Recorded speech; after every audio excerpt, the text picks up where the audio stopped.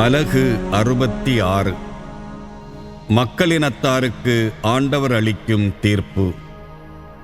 ஆண்டவர் கூறுவது இதுவே: விண்ணுலகு என் அரியணை, மண்ணுலகு என் கால்மனை.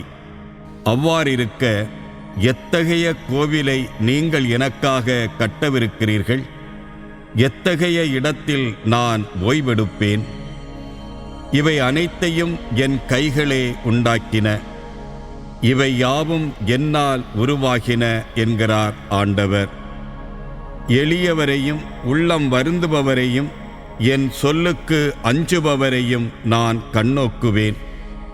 இளங்காளையை வெட்டி பலியிடுவதும் மனிதரை கொலை செய்வதும் சில மாந்தருக்கு ஒன்றாம். ஆட்டுக்குட்டியை பலியாக கொடுப்பதும் நாயின் கழுத்தை முறிப்பதும் அனைவருக்கும் ஒன்றாம். உணவு படையல் படைப்பதும் பன்றியின் இரத்தத்தை ஒப்புக் கொடுப்பதும் ஒன்றாம். நினைவு படையலாகிய தூபம் காட்டுதலும் சிலை வணங்குதலும் ஒன்றாம். அவர்கள் தங்கள் வழிகளையே தேர்ந்தெடுத்துள்ளார்கள். தங்கள் அருவருப்புகளின் மீது அவர்களது உள்ளம் மகிழ்கின்றது. நானும் அவர்களுக்குரிய தண்டனையை தேர்ந்து கொள்வேன். அவர்கள் அஞ்சுகின்றவற்றை அவர்கள் மீது வரச் செய்வேன்.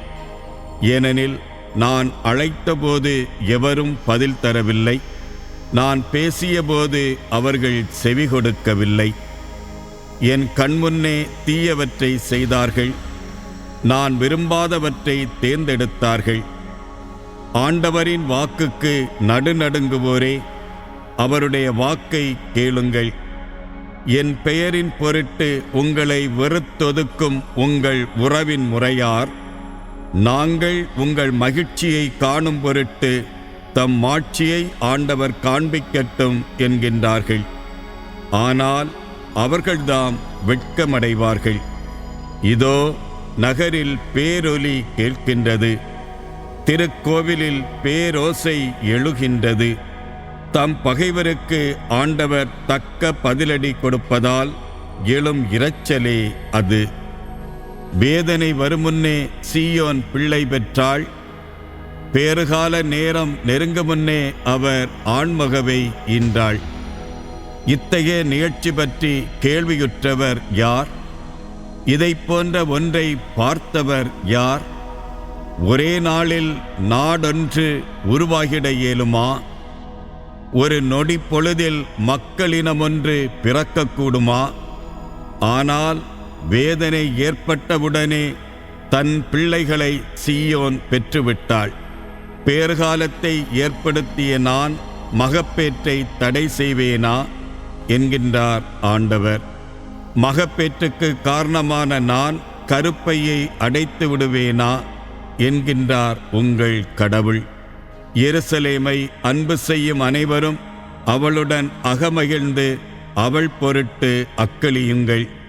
அவளுக்காக புலம்பியலும் எல்லாரும் அவளுடன் சேர்ந்து அகமகிழ்ந்து கொண்டாடுங்கள்.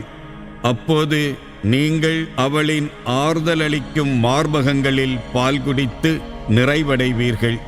அவளுடைய செல்வப் பெருக்கில் நிறைவாக அருந்தி இன்பம் காண்பீர்கள். ஆண்டவர் கூறுவது இதுவே: ஆறுபோல் நிறைவாழ்வு பாய்ந்தோடச் செய்வேன். பெருக்கெடுத்த நீரோடை போல் வேற்றினத்தாரின் செல்வம் விரைந்து வரச் செய்வேன். நீங்கள் பால் பருகுவீர்கள், மார்பில் அணைத்து சுமக்கப்படுவீர்கள், மடியில் வைத்து தாலாட்டப்படுவீர்கள். தாய் தம் பிள்ளையை தேற்றுவது போல் நான் உங்களை தேற்றுவேன். எருசலேமில் நீங்கள் தேற்றப்படுவீர்கள். இதை நீங்கள் காண்பீர்கள். உங்கள் இதயம் மகிழ்ச்சி கொள்ளும், உங்கள் எலும்புகள் பசும் புல் போல் வளரும். ஆண்டவர் தம் ஆற்றலை தம் ஊழியருக்கு காட்டுவார் என்பதும், அவரது சினம் அவர்தம் பகைவருக்கு எதிராய் மூளும் என்பதும் அறியப்படும். இதோ ஆண்டவர் நெருப்பென வருவார், அவருடைய தேர்கள் புயலென விரையும். கொழுந்து விட்டெறியும் தம் சினத்தை அவர் கொட்டுவார். தீப்பிழம்பென அவர்தம் கண்டனம் வருகின்றது.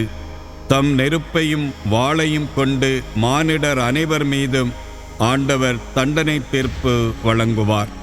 எண்ணிறந்தோரை அவர் கொன்று விடுவார்.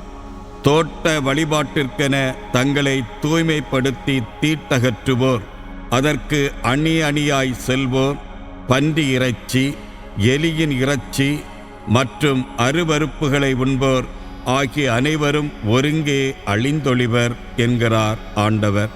அவர்களுடைய செயல்களையும் எண்ணங்களையும் நான் அறிவேன். பிறவினத்தார், பிற மொழியினர் அனைவரையும் நான் கூட்டிச் சேர்க்க வருவேன். அவர்களும் கூடி வந்து என் மாட்சியை காண்பார்கள். அவர்களிடையே ஓர் அடையாளத்தை நான் ஏற்படுத்துவேன். அவர்களுள் எஞ்சியிருப்போரை மக்களினத்தாரிடையே அனுப்பி வைப்பேன். அவர்கள் தர்ச்சீசு, பூல், வில்வீரர் வாழும் லூது, தூபால், யாவான், தொலைவிலுள்ள தீவு நாடுகள் ஆகியவற்றிற்கு செல்வார்கள்.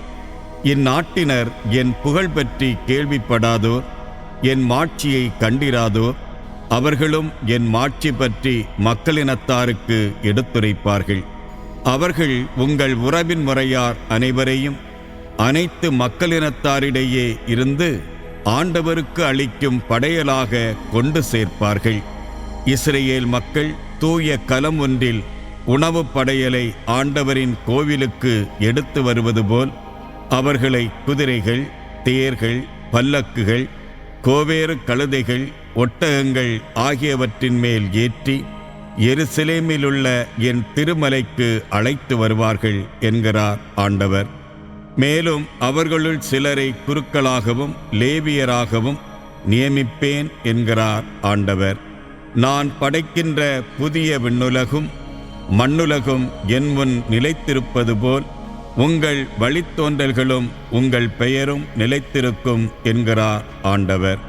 அமாவாசை தோறும் ஓய்வு நாள் தோறும் மானிடர் அனைவரும் என் முன் வழிபட வருவர் என்கிறார் ஆண்டவர். அவர்கள் புறப்பட்டுச் சென்று என்னை எதிர்த்து கிளர்ச்சி செய்தோரின் பிணங்களை காண்பார்கள். அவர்களை அரிக்கும் புழு சாவதில்லை, அவர்களை எரிக்கும் நெருப்பு அணைந்து போவதில்லை. மானிடர் யாவருக்கும் அவர்கள் அருவருப்பாயிருப்பார்கள்.